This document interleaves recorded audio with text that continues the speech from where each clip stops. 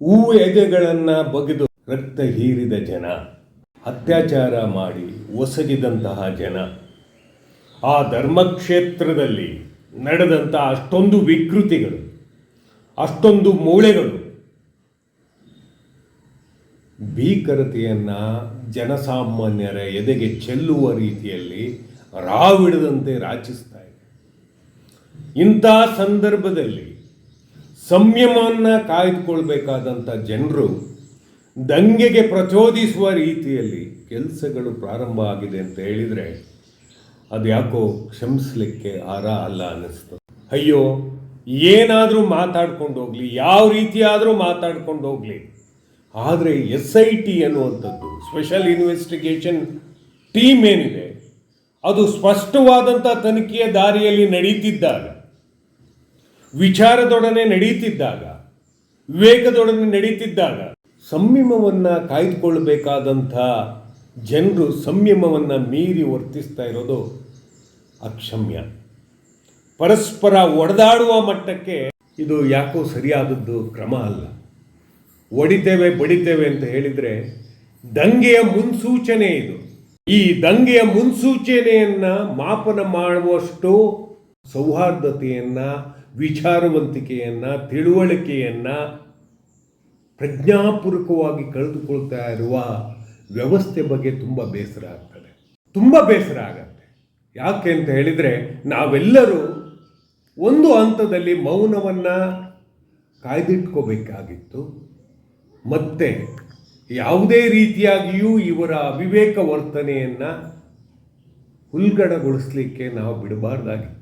ಹೋರಾಟಗಾರರು ಅಥವಾ ನಾವು ಹೋರಾಟಗಾರತೆಯಿಂದಲೇ ಇಷ್ಟೊಂದು ಕೆಲಸ ಮಾಡ್ತಾ ಬಂದಾಗಲೂ ಕೂಡ ನಮ್ಮ ಸಂಯಮ ಇರುವಂಥದ್ದು ನಮಗೆ ಎಷ್ಟೇ ಹೊಟ್ಟೆ ಉರಿ ಇದ್ದರೂ ಕೂಡ, ಎಷ್ಟೇ ಸಂಕಟಗಳಿದ್ದರೂ ಕೂಡ, ಮನಸ್ಸಿನ ವ್ಯಕ್ತಿಗಳ ಸಾವನ್ನು ಕಣ್ಮುಂದೆ ತಂದುಕೊಂಡು ಸಾಧ್ಯ ಆದಷ್ಟು ಸ್ಮಶಾನ ವೈರಾಗ್ಯದಲ್ಲಿ ಉಳಿದುಕೊಂಡು ನ್ಯಾಯಕ್ಕಾಗಿ ಬಕಪಕ್ಷಿಗಳ ರೀತಿಯಲ್ಲಿ ಕಾಯುವಂಥದ್ದು ಆಗಬೇಕಾಗಿತ್ತು. ಹಲ್ಲೆ, ಅಯ್ಯೋ ಏನು ಹೇಳೋಣ ಇವರುಗಳಿಗೆ. ಈ ರೀತಿಯಾದಂಥ ಹಲ್ಲೆ ಒಳ್ಳೆಯ ಲಕ್ಷಣವಲ್ಲ.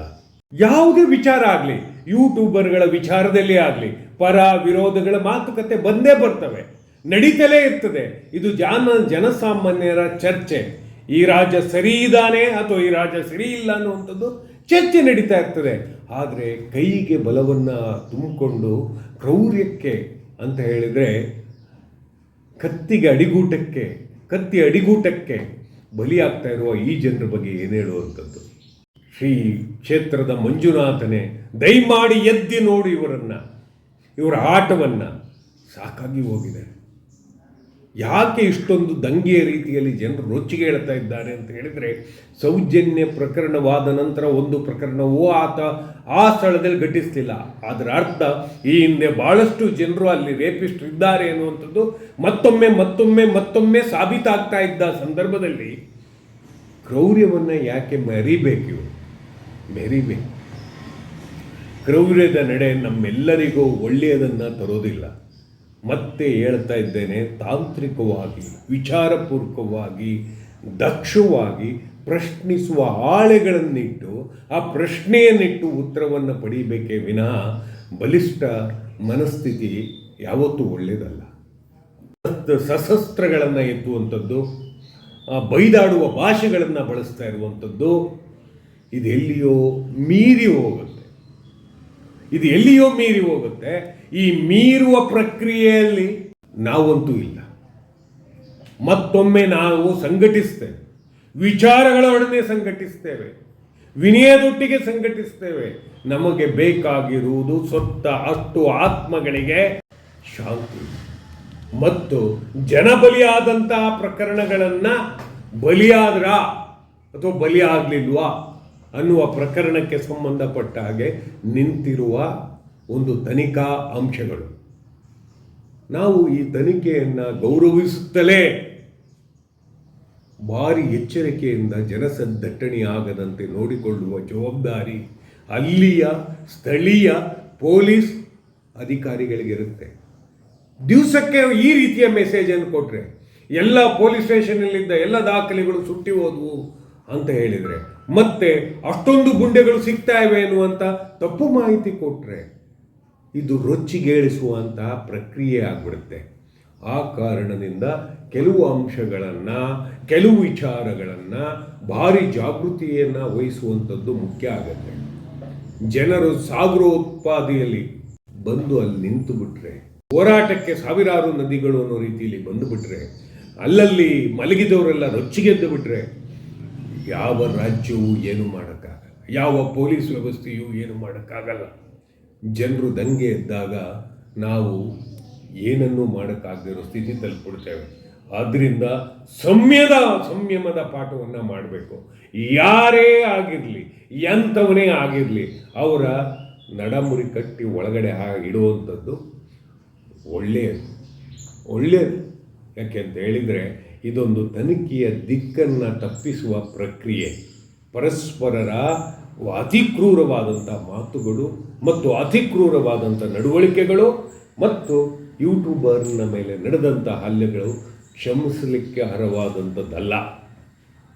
ಯಾರೋ ವ್ಯಕ್ತಿ ಬಂದು ಏನೋ ಮಾತಾಡ್ಲಪ್ಪ, ಸರಿ ಇಲ್ಲ ಅಂದರೆ ಸರಿ ಇಲ್ಲ ಅಂತ ಹೇಳಿ, ಸರಿ ಇದೆ ಅಂದರೆ ಸರಿ ಇದೆ ಅಂತ ಹೇಳಿ, ಅದು ಬಿಟ್ಟು ಹೊಡೆಯುವಂಥದ್ದು, ಹಲ್ಲೆ ಮಾಡುವಂಥದ್ದು, ಕೊಂದ ಹೆಣಗಳ ರಾಶಿಯೇ ಸಾಕು ನಮಗೆ. ಮತ್ತೆ ಕೊಂದ ಹೆಣದ ಪಾಪವನ್ನು ಯಾಕೆ ಒತ್ಕೊಳ್ತಾರೆ ಸುಮ್ಮನೆ? ಇದೊಂದು ಎಲ್ಲಿಯೋ ಯಾವ ರೀತಿಯೋ ಅಡ್ಡದಾರಿಗಿಳಿಯುವ ಪ್ರಕ್ರಿಯೆ. ಇದೊಂದು ಅಸಹಜವಾದದ್ದು, ಅಸಹ್ಯವಾದದ್ದು, ಘನತೆಯನ್ನು ಕಳೆದುಕೊಳ್ಳುವಂಥದ್ದು. ಹಾಗಾಗಿ ಯಾವುದೇ ರೀತಿಯಾಗಿಯೂ ಯಾವುದೇ ಮಾಧ್ಯಮದ ಮೇಲೆಯೂ ಕ್ರಮ ಕೈಗೊಳ್ಳುವಂಥದ್ದು, ಹಲ್ಲೆ ಮಾಡುವಂಥದ್ದು ಸರಿಯಾದ ಕ್ರಮವಲ್ಲ. ಯಾರು ಆ ರೀತಿ ಮಾಡಿದ್ದಾರೆ ದಯಮಾಡಿ ಒಂದು ಇಬ್ಬರಿಗಾದರೂ ಆ ಥರದೊಂದು ಒಳ ಹಾಕಿರಿ ಪೊಲೀಸ್ನವರೇ, ದಯಮಾಡಿ ಒಳಗಾಕಿ. ಯಾಕೆ ಅಂತ ಹೇಳಿದರೆ ಆಗ ಯಾರು ಮುಂದೆ ಬರೋದಿಲ್ಲ. 4-5 ಜನ ಅದು ಒಳಗಡೆ ಇರಬೇಕು. ಯಾರಾದರೂ ಅವರು ಸಾಮಾನ್ಯರಂತೆ ಕಾಣ್ತಾರ? ಎಲ್ಲ ತಿಂದುಂಡು ಪುಕ್ಸಟೆ ಊಟ ಮಾಡಿ ಮಾಡಿ ಏನು ಭುಜಬಲ ಪರಾಕ್ರಮವನ್ನು ತೋರಿಸ್ಲಿಕ್ಕೆ ಹೋಗಿದ್ದಾರೆ. ಇವರು ಯಾರೋ ಕೊಂದಂಥವರಿಗೆ ನಾನು ನಿಮ್ಮೊಡನೆ ಇದ್ದೇನೆ ಅನ್ನುವಂಥ ಮಾತುಗಳು ಬರಬೇಕು. ಈ ಅಶಾಂತಿಯನ್ನು ಸಮಾಧಾನ ಚಿತ್ತದಿಂದ ಹೇಳಬೇಕು. ಇಲ್ಲ ಅಂತ ಹೇಳಿದರೆ ಕಳಂಕ ಇಟ್ಕೊಳ್ಳುವಂಥದ್ದು, ಮೈಲಿಗೆ ಆಗುವಂಥದ್ದು ಆ ಕ್ಷೇತ್ರ ಮೈಲಿಗೆ ಹಾಕುವಂಥದ್ದು ಇದೇ ಕಾರಣದಿಂದ. ಹೆಣಗಳಿಂದ ತೊಳೆದೇಲ್ಪಟ್ಟಂಥ ಕ್ಷೇತ್ರ ಪವಿತ್ರ ಪಾವನ ಆಗಬೇಕು ಅಂತ ಹೇಳಿದರೆ ಮೃದುತ್ವ ಬೇಕು, ಮಾನವೀಯತೆ ಬೇಕು, ಸಂಸ್ಕಾರ ಬೇಕು. ಕೊಲ್ಲುವ ನೀಚತನ ಬೇಡ, ಬಡಿಯುವ ನೀಚತನ ಬೇಡ. ಸತ್ತವರಿಗೆ ಎಲ್ಲರೂ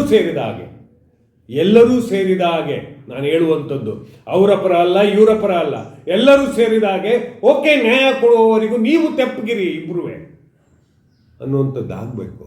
ಆದರೆ ಇಲ್ಲಿ ಏನಾಗ್ತಿದೆ, ಯಾರೋ ಚೂ ಬಿಡೋದು, ಮತ್ತಾರೋ ಕಚ್ಚಿಸ್ಕೊಳ್ಳೋದು, ಮತ್ತೇನೋ ಆಗುವಂಥದ್ದು. ಇದು ಒಳ್ಳೆಯದಲ್ಲ. ಎಲ್ಲೋ ಮೃದು ಮಾತಿನ ವ್ಯಕ್ತಿಗಳ ಬಗ್ಗೆ ನಾವೇನು ಹೇಳಲ್ಲ, ಆದರೆ ಕ್ರೌರ್ಯ ಮೆರೀತಾ ಇರುವಂಥ ಅಂಶ ಯಾಕೋ ಸಹಿಸ್ಲಿಕ್ಕೆ ಸಾಧ್ಯ ಆಗ್ತಾ ಇಲ್ಲ. ಹಾಗಾಗಿ ಈ ವಾರದಲ್ಲೇ ಸಂಘಟಿಸ್ತೇವೆ, ವಿಚಾರದೊಟ್ಟಿಗೆ ಸಂಘಟಿಸ್ತೇವೆ. ನಾವು ಯಾವ ರೀತಿಯ ಮುನ್ನಡಿಬೇಕು, ಇಷ್ಟೊಂದು ಸಾವುಗಳನ್ನು ನೋಡ್ತಲೇ, ಇಷ್ಟೊಂದು ಸಾವುಗಳ ಅಂಕಿಅಂಶಗಳನ್ನು ಗ್ರಹಿಸ್ತಲೇ, ಆದರೆ ಮೂಳೆಗಳು ಸಿಕ್ಕಿದೆಯೋ ಸಿಕ್ಕಿಲ್ವೋ ಅಲ್ಲಿಯ ಲೋಕಲ್ ಅವರಿಗೆ ಬೇರೆ ರೀತಿಯ ಸುದ್ದಿ ಹಬ್ಬಿಸುವವರನ್ನು ಪಿನ್ ಪಾಯಿಂಟ್ ಮಾಡಿ SIT ಅವರಿಗೆ ಹೇಳುವಂಥದ್ದು, ಬೇರೆ ರೀತಿಯ ಸುದ್ದಿಯನ್ನು ಹಬ್ಬಿಸುವವರನ್ನು ಹೊಡೆದು 3 ಜನರನ್ನು ಒಳಗಾಕಿ. ಹಕ್ಕಿಲ್ಲ ಅಂತ ಮಾತ್ರ ಹೇಳಬೇಡಿ. ಸುಳ್ಳು ಹರಡುವಿಕೆಯೂ ಕೂಡ ಅಪರಾಧ. ಆ ಕಾರಣದಿಂದ ಬಗ್ಗು ಬಡೀರಿ, ಯಾರೇ ಆಗಿರಲಿ ಅವರು ಬಗ್ಗು ಬಡೀರಿ. ಆದರೆ ಈ ರೀತಿಯ ದಂಗಲ್ಗಳನ್ನು ನಾವು ಸಹಿಸಕ್ಕಾಗಲ್ಲ. ಯಾವನ್ರಿ ಅವನು ಮನುಷ್ಯನ